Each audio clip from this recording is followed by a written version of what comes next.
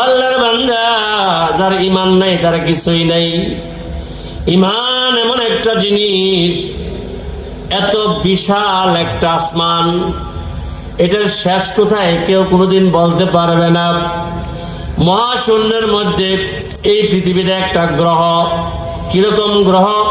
আমরা এই পৃথিবী থেকে আকাশের দিকে তাকাইলে যেমনি ভাবে একটা মিটমিট করে জ্বলনেওয়ালা গ্রহ দেখতে পাই, ঠিক পৃথিবীটা ওরকম একটা গ্রহ মহাশূন্যের মধ্যে ভাসায় রেখেছেন। এটা ঘুরতেছে, ঘূর্ণায়মান পৃথিবী, অথচ এত বিশাল একটা আসমান আল্লাহ তাআলা খুঁটি ছাড়া বানায় রেখেছে।